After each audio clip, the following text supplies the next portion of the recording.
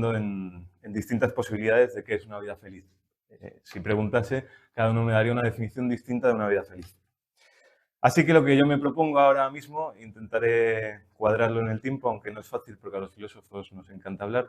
Somos como la Renfe, que se sabe a qué hora empezamos, pero nunca a qué hora vamos a llegar, a qué hora vamos a terminar. Lo que propongo es hacer una pequeña cata de ciertos autores paradigmáticos, ¿no? Pues con una cata mínima, donde iré citando los libros de donde extraigo la información y de donde extraigo las ideas, por si a alguien después le ha gustado ese vino y quiere probar la botella entera. En esta cata pues empezaremos con la antigüedad, donde vamos a ver qué es la felicidad, la eudaimonía para Aristóteles. Luego pasaremos al siguiente bloque histórico, donde veremos la Edad Media, y en esa Edad Media, ese periodo tan grande, que normalmente dicen los historiadores que abarca del siglo V hasta el XV, aunque vamos a ver un autor que es del IV, San Agustín. Luego pasaremos a la modernidad, y dentro de la modernidad nos centraremos en la Ilustración con Immanuel Kant, y terminaremos con algo de filosofía contemporánea con Viktor Frankl, que me consta que la semana pasada tuvieron aquí un coloquio sobre la figura de Viktor Frankl, así que pasaré por él sucintamente o quizás apoyaré algunas de las ideas que ya sabréis.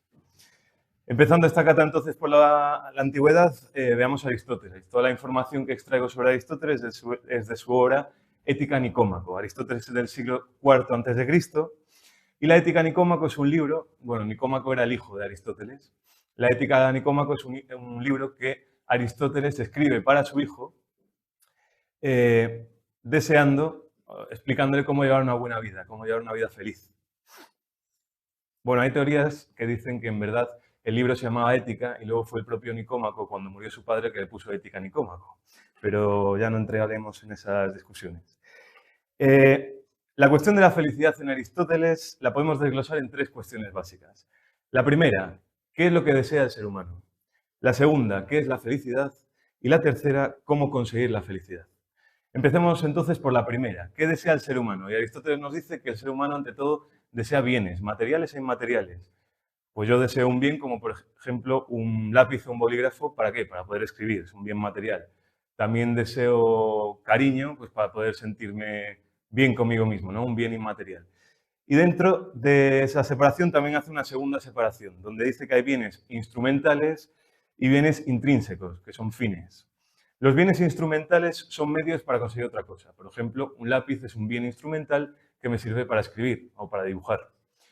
Un coche sería un bien instrumental que yo no deseo por sí mismo. Yo no quiero el coche para lavar el coche, sino que quiero el coche para poder moverme. Sin embargo, hay otras cosas que son bienes intrínsecos, es decir, que se buscan como fines en sí mismos. Por ejemplo, la amistad. Yo no busco a un amigo para que me deje dinero todos los días. No, yo busco a un amigo por la amistad en sí, ¿no? Pues bien, aún así, dice Aristóteles, reconoce que incluso los bienes intrínsecos son a su vez medios para conseguir un fin último. A ver si adivináis cuál es ese fin último. La felicidad. La felicidad. Es decir, los bienes instrumentales nos llevan a querer otra cosa, pero incluso los bienes intrínsecos, la amistad, por ejemplo, no dejaría de ser un medio para conseguir algo en mi vida. En el último caso, la felicidad. Yo quiero tener amigos porque quiero ser feliz. De tal forma que si yo voy preguntando por qué deseas bienes, siempre vas a tener una justificación o respuesta. ¿Para qué quieres un coche? Para ir a ver a mi amigo. ¿Para qué quieres un amigo? Para ser feliz. ¿Para qué quieres ser feliz?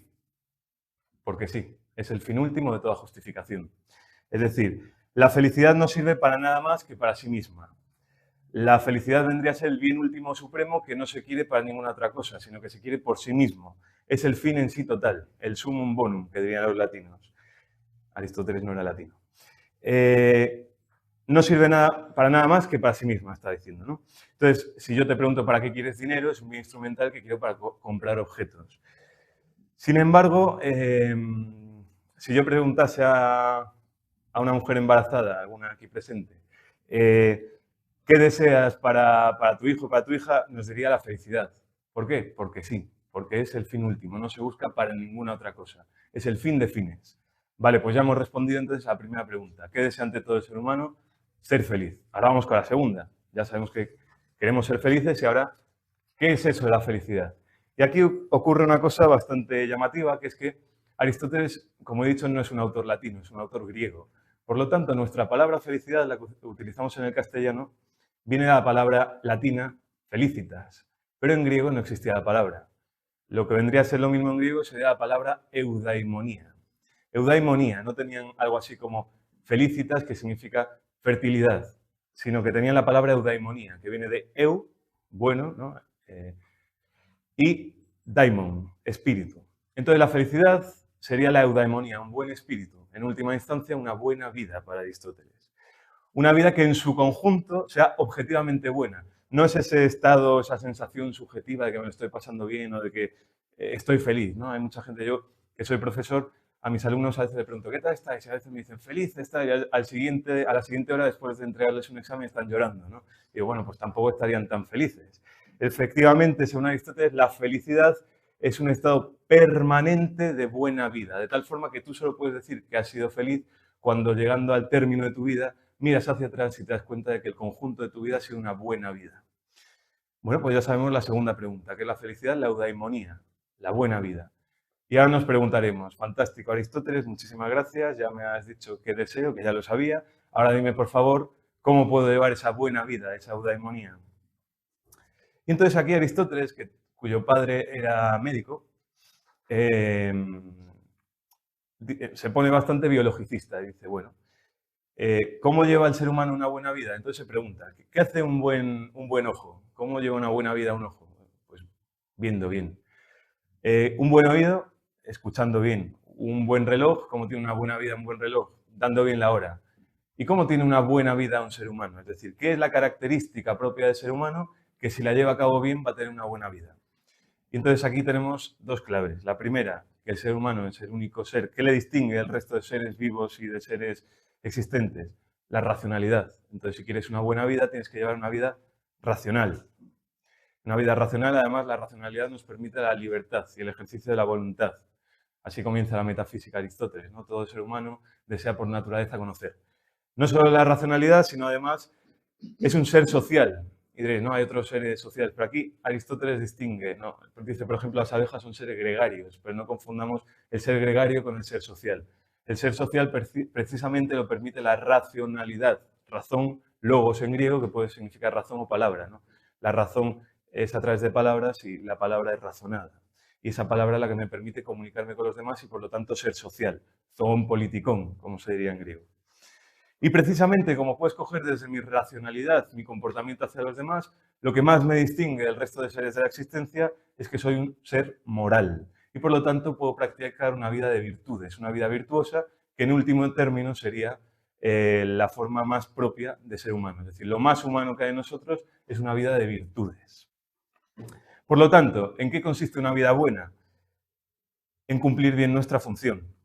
Dice también que tenemos que tener las necesidades básicas cubiertas, que son la salud, la economía para poder subsistir y la amistad. Fijaos qué bello, ¿no? Que la amistad sea una necesidad básica según Aristóteles.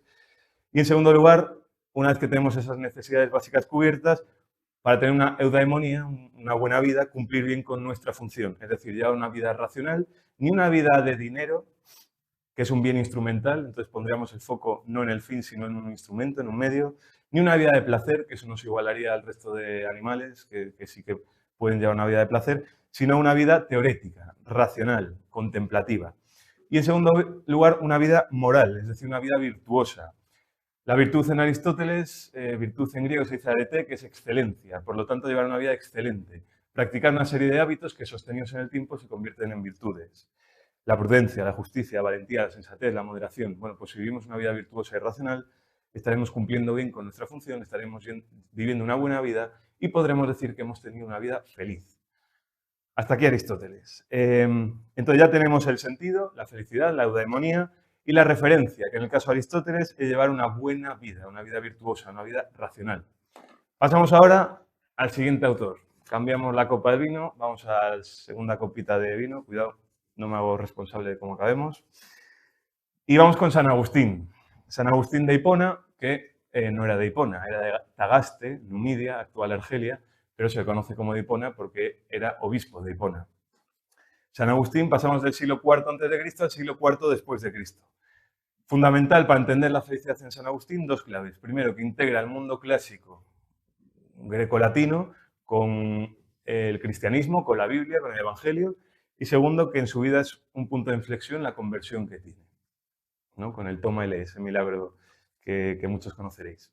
Bueno, pues a partir de la conversión, para San Agustín la felicidad cobra un sentido más allá. Si decíamos que había 3 cuestiones sobre la felicidad en Aristóteles, las vamos a pasar también a San Agustín. Aristóteles decía, ¿qué desea el ser humano? Y San Agustín se pregunta, ¿de dónde viene ese deseo? Spoiler, de Dios. Aristóteles se pregunta qué es la felicidad, San Agustín se pregunta qué es la verdadera felicidad. Aristóteles se preguntaba cómo ser feliz y San Agustín se pregunta quién es verdaderamente feliz. Por lo tanto, en la Edad Media, prácticamente en todos los autores medievales, cristianos, el foco está en la verdad. Y además una verdad revelada por la fe. Por lo tanto, la cuestión de la felicidad tiene mucho que ver con el conocimiento de la verdadera felicidad. Así que si para Aristóteles la felicidad consistía en la vida buena y la vida buena era una vida racional, era una vida teórica, también San Agustín se pregunta por la verdad. Pero ¿qué sucede? Que en este caso, para un filósofo cristiano como es San Agustín, la verdad se encarna en una persona, que es la persona de Jesucristo. Y además, una persona a la que podemos amar. Y por lo tanto, dice San Agustín en las Confesiones, que no he dicho los libros que he trabajado de San Agustín, las Confesiones y de la vida feliz, dice San Agustín en las Confesiones que amar a Jesucristo y gozar de Él, que es la verdad de Dios y del hombre. Por lo tanto, si la felicidad en Aristóteles era una actividad teórica o racional, aquí hay un cambio total. Porque para San Agustín ya no es una actividad racional, sino que es una actividad volitiva. Viene de la voluntad que se tiene que poner en dirección hacia amar a los demás. Hacia amar a una persona que es la figura de Cristo y amar a los demás. ¿no? Y así viene repetidamente a lo largo del Evangelio. Amor a Dios, por lo tanto, encarnado en Cristo, y amor al prójimo, incluso amor al enemigo. Podría citar muchísimo aquí el Evangelio, amaos los unos a los otros, o en el Evangelio según San Juan dice, si alguien dice amo a Dios y aborrece a su hermano, a su amigo, es un mentiroso, porque el que no ama a su hermano, a quien ve, a quien toca, no puede amar a Dios a quien no ve. Y hemos recibido de él este mandamiento. Quien ame a Dios, quien ama a Dios, ame también a su hermano. Y Dios es amor, ¿no? Entonces, la respuesta aquí es clara. Si tú quieres ser feliz, tienes que amar. Ya no solo como actividad racional, sino como actividad de la voluntad. Me dirijo a amar a los demás, a todos con un amor incondicional, con lo que dirían los griegos, ágape. Ni eros, ni filía. Ya sabéis que nosotros tenemos 2 palabras para amor, que es decir te quiero, o decir te amo. Mucho más rico que los ingleses, que solo tienen la I love you, pero es que los griegos nos ganaban, era por goleada, ¿no? Tenían hasta 5 formas distintas de hablar del amor. El eros, que no hace referencia a San Agustín, porque tiene, ahí viene lo erótico, no tiene mucho más que ver con la sexualidad, la intimidad. No vamos a entrar ahora por esos derroteros. Tenían la filía, que es el amor de la amistad, y tenían el ágape, que es el amor incondicional, cuando yo me entrego incondicionalmente a los demás. Y cuando San Agustín dice que queremos ser felices amando, se refería al ágape. Por lo tanto, ¿quién es verdaderamente feliz? El que ama. ¿Quieres ser feliz? Ama. Y así esto se convierte en una máxima cristiana durante toda la Edad Media. La famosa frase de San Agustín, ama y haz lo que quieras. ¿Quieres ser feliz? Ama y haz lo que quieras, porque si amas, no vas a hacer daño. Porque si amas a una persona, no vas a herirla. Por lo tanto, si quieres ser feliz, ama y después haz lo que quieras. También me gusta a mí mucho conectar entre autores. Entonces yo diría que para Aristóteles lo bueno es que nos decía que para ser feliz hay que cumplir con la función propia del ser humano, que es la razón y la moral. Pero es que San Agustín nos dice lo mismo. ¿Quieres ser feliz? Cumple con lo más humano que hay en ti. ¿Y qué es lo más humano que hay en el ser humano que no puede hacer ningún otro ser en la existencia? El amor. Amar. Nadie más lo puede hacer excepto el ser humano. Por lo tanto, volvemos a tener aquí el sentido de la felicidad y una nueva referencia, el amor a Dios, al prójimo e incluso al enemigo. Recuerdo una época de mi vida en la universidad en la que yo estaba muy estresado porque me había metido en varias ONGs y tenía muchos trabajos y un amigo mío de Madrid dice, a ver, José, olvídate de hacer. Vive amando, no haciendo.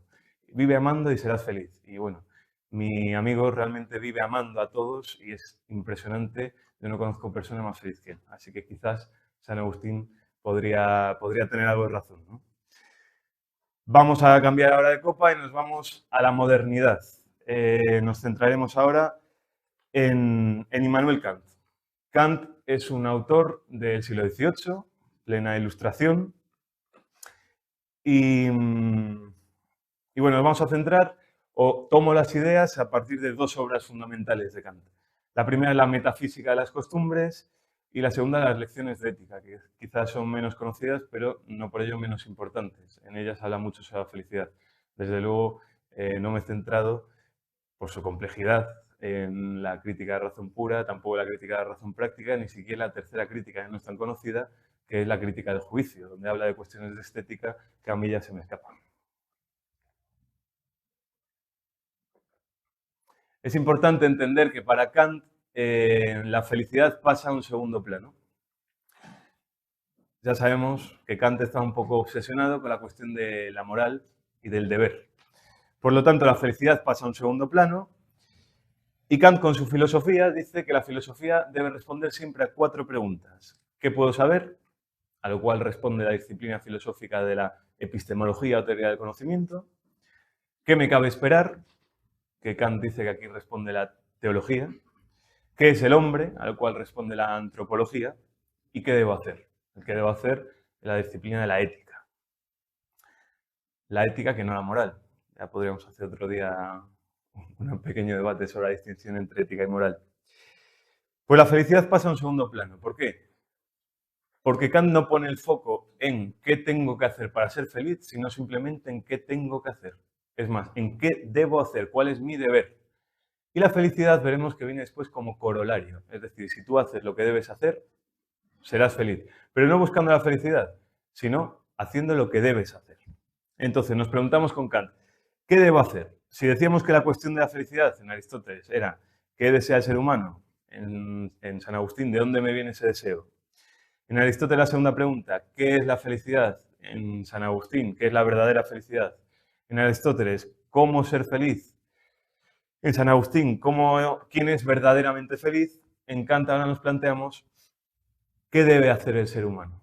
Y en última instancia, cómo cuando cumplimos con nuestro deber seremos felices.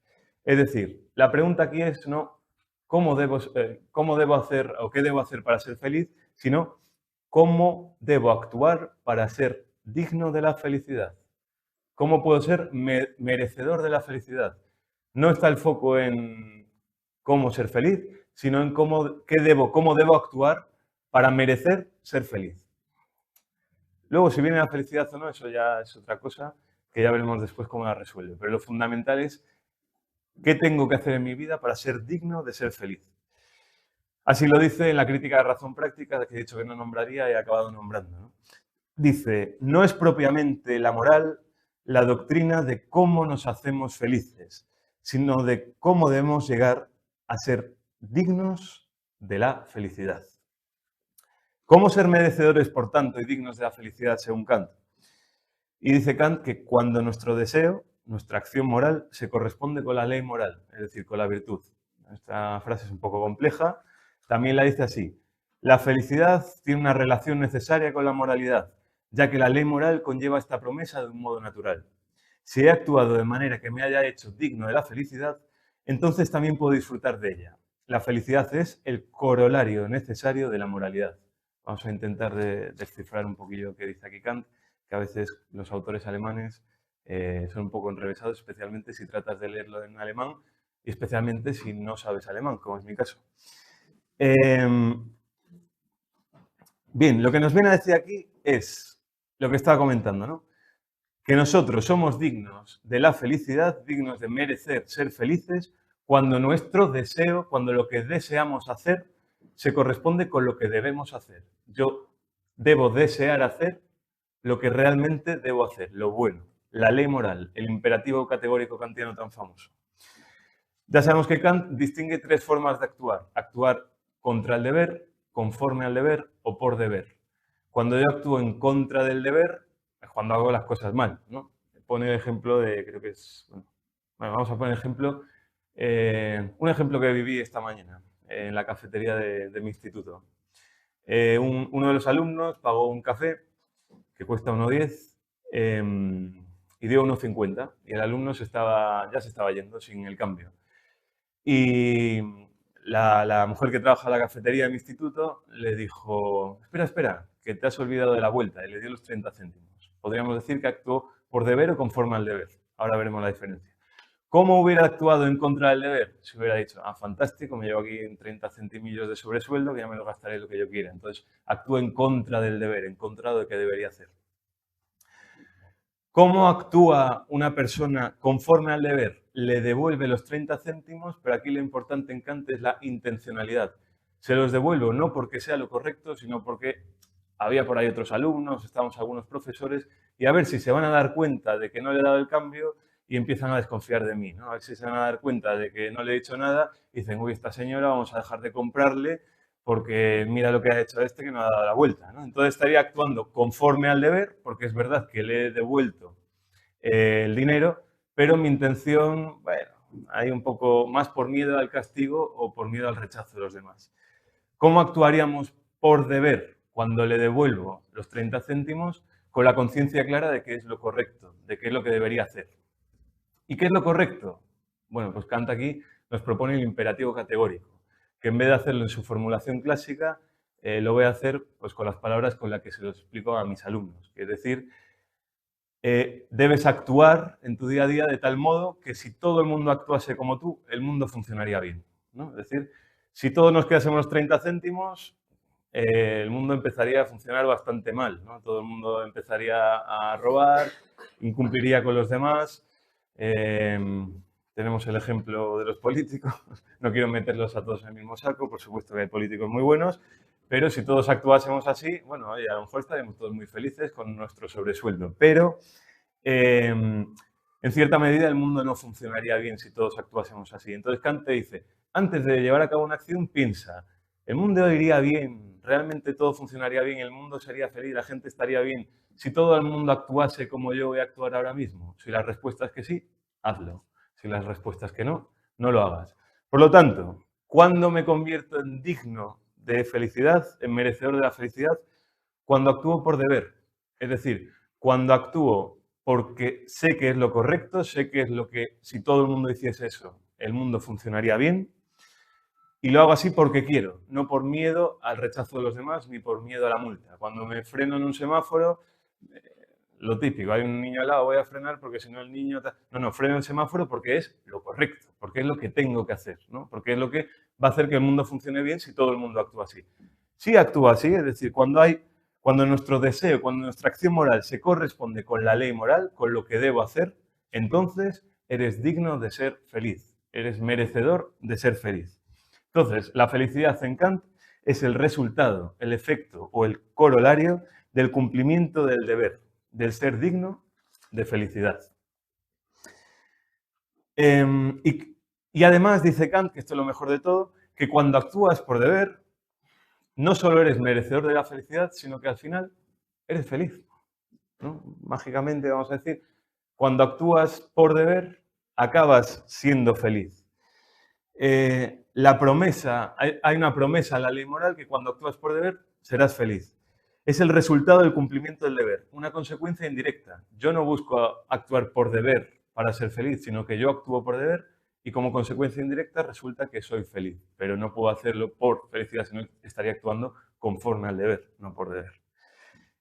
Y la felicidad vendría a ser, en definitiva, eso que recibo cuando soy merecedor de la felicidad, y él es el estado de un ser racional del agrado de la vida, sin que la conciencia sufra ninguna interrupción y le acompaña durante toda su existencia. Fijaos qué bonito. Bueno, la pregunta sería, ¿y cómo alcanzar tal perfección moral que nos lleva a tal estado de agrado? Bueno, pues siento dar la mala noticia de que Kant nos dice que llegar a tal grado de perfección moral es imposible, o al menos nos dice que es imposible en esta vida. Por eso luego en la crítica de la razón práctica necesita postular la inmortalidad del alma. Un postulado ya sabéis que es proponer algo que se afirma como verdad, aunque no seas capaz, aunque no puedas demostrarlo. Y entonces postula la inmortalidad del alma para precisamente decir que podemos llegar a ser dignos de esa perfección moral. Eso lo hace en una primera etapa, luego en una segunda etapa dice que la perfección moral se alcanza no individualmente, sino en la comunidad. Entonces, que a pesar de que tú no llegues en tu vida a la perfección moral, la sociedad va avanzando y en ese avance de la sociedad poco a poco vamos mejorando moralmente. Ahí podríamos hacer una crítica a Kant porque en pleno 2024 tengo yo mis serias dudas de si hemos mejorado tanto como sociedad como hace unos cuantos siglos, ¿no? Y también postula la existencia de Dios, porque Dios es el que vendría a ser como el que permite que tú seas feliz cuando mereces ser feliz. Dios es el que dice, ha actuado por deber, hombre feliz, mujer feliz, ¿no? Bueno, pues ya tenemos la primera parte, filosofía antigua, la segunda parte medieval, la tercera moderna. Vamos con la cuarta pata, de la que estoy seguro que después de la charla del otro día sabréis más que yo, así que voy a ser sucinto y breve. Viktor Frankl, siglo XX. Me centraré, por supuesto, en la obra del hombre en busca de sentido y también una obrita que fue editada y publicada en castellano el año pasado, muy breve, que viene a ser como un resumen de la logoterapia, que es asumir lo efímero de la existencia, ¿no? Que a mí me llamó la atención porque dije, bueno, asumir lo efímero de la existencia, que nos va a hablar del Samsung Sen, ¿no? O Samsung Tode, el ser humano como ser mortal y cómo asumir que somos seres mortales, ¿no? Pero no, hablaba una vez más de la logoterapia, que es de lo que más habla Viktor Frankl. Por si acaso alguien falló la semana pasada, simplemente decir que Viktor Frankl estuvo en varios campos de concentración.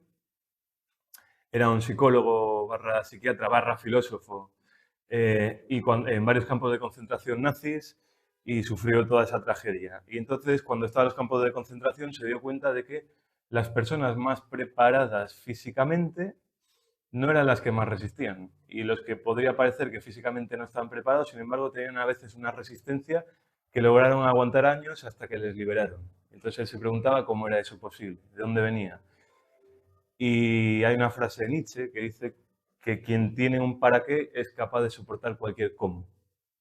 Y a partir de ahí es cuando dice, quien tiene un sentido en su vida, quien tiene un para qué, puede aguantar lo que sea, de tal forma que por mucho que estuvieras preparado físicamente para los golpes más duros, si te venías abajo, si tu vida carecía de sentido una vez que entrabas en el campo de concentración, te venías abajo y ya no le veías sentido a la vida, acababas sucumbiendo, acababan suicidándose o acababan cayendo enfermos hasta la muerte.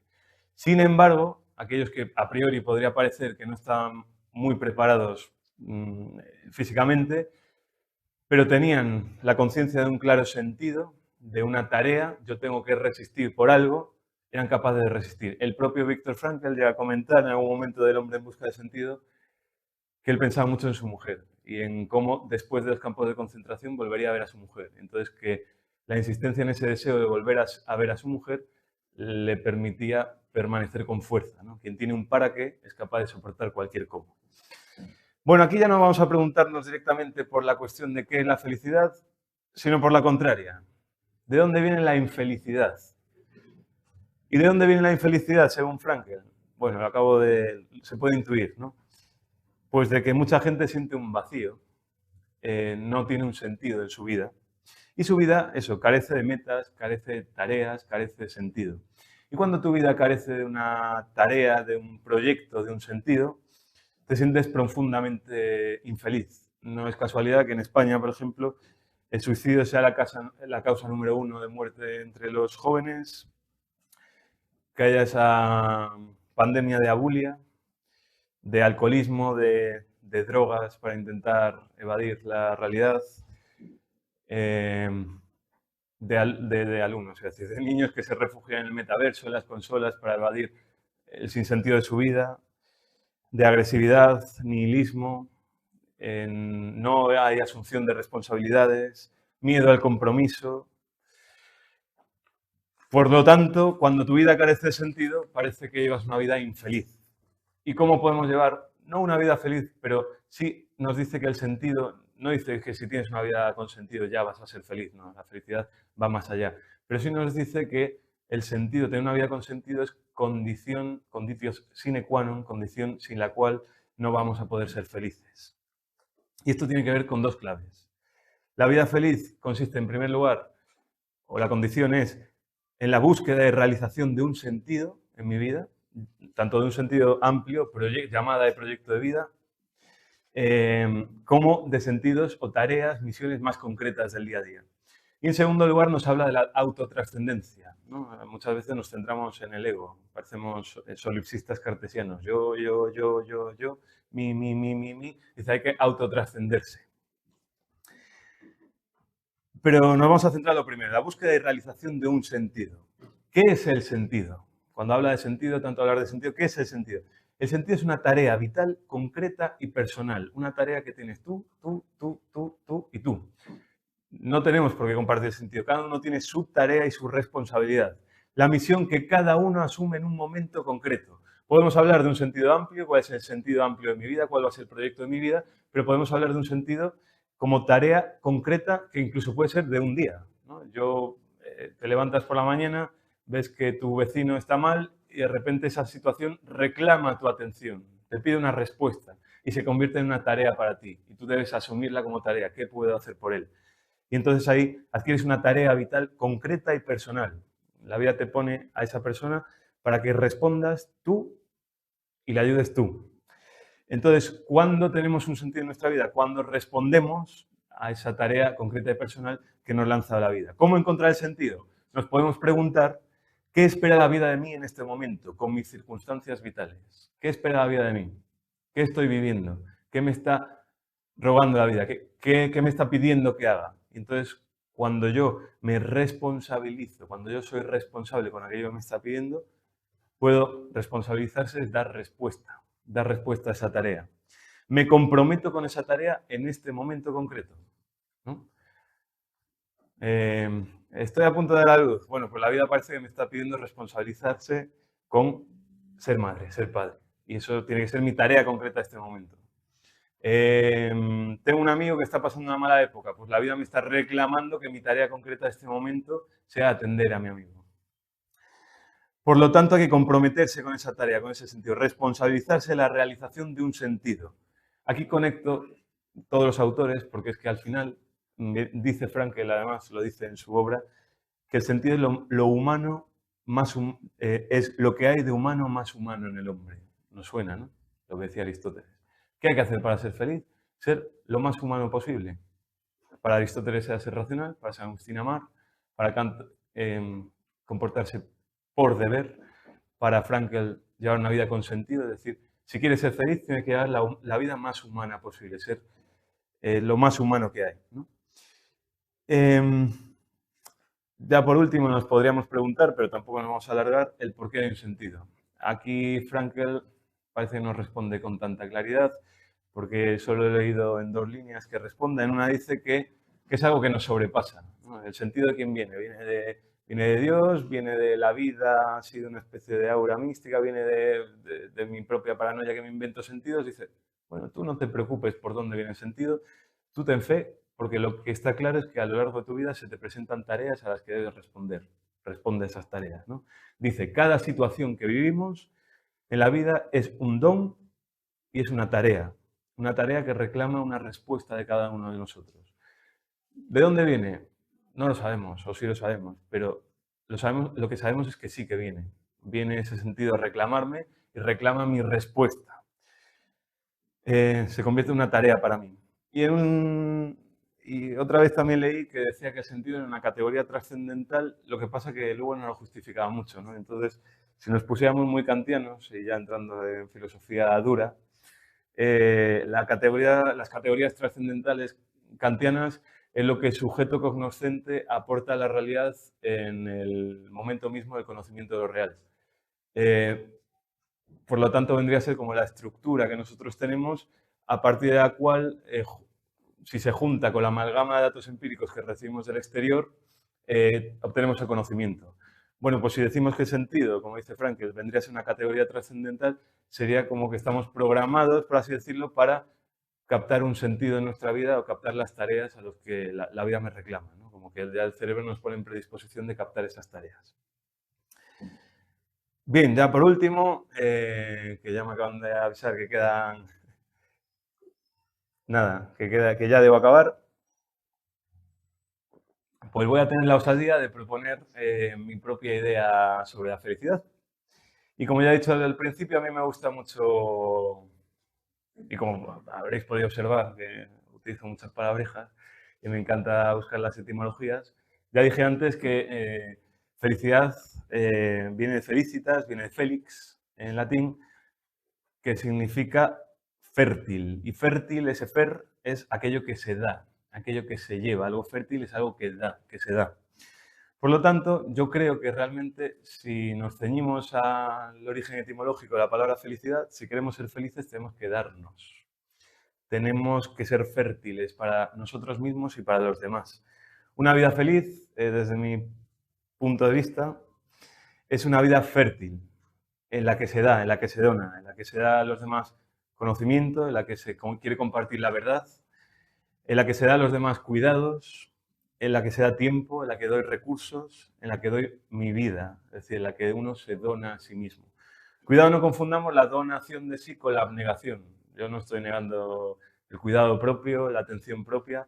Darse no implica olvidarse de uno mismo, ¿no? Eso sería la abnegación, no. Es importante cuidarse a uno mismo, ¿no? Si yo quiero repartir un saco de manzanas, pero previamente no he ido por las manzanas, difícilmente las voy a poder repartir, ¿no? Entonces, partimos del propio cuidado, de la propia atención, de la propia valía para luego poder darme a los demás. Entonces, cuando yo me doy con todo mi ser a los demás, soy feliz. Y además me di cuenta, cuando estaba pensando esto de la fertilidad, que además quien lleva una vida fértil cumple que tiene un sentido de la vida, por lo tanto una vida fértil es una vida con sentido, como diría Frankl. Cumple además con el deber, porque cuando yo me doy a los demás, actúo por deber, por lo tanto, actuaríamos en la felicidad como nos dice Kant. Cuando yo llevo una vida fértil y me doy a los demás, amo, por lo tanto, estaríamos de acuerdo con San Agustín. Y cuando yo tengo una vida fértil y me doy a los demás, llevo una vida virtuosa, por lo tanto, estaríamos de acuerdo con Kant. Es decir, llevo la vida, lo humano, más humano posible, que es darse a los demás, ser fértiles. Supongo que habréis visto la famosa película esta de la Sociedad de la Nieve, pero bueno, también aparece en algún evangelio esta frase que se dice en la Sociedad de la Nieve, que es: no hay amor más grande que el que da la vida por los demás. Bueno, pues yo creo que no hay mayor felicidad que dar la vida por los demás. Hasta aquí, muchísimas gracias.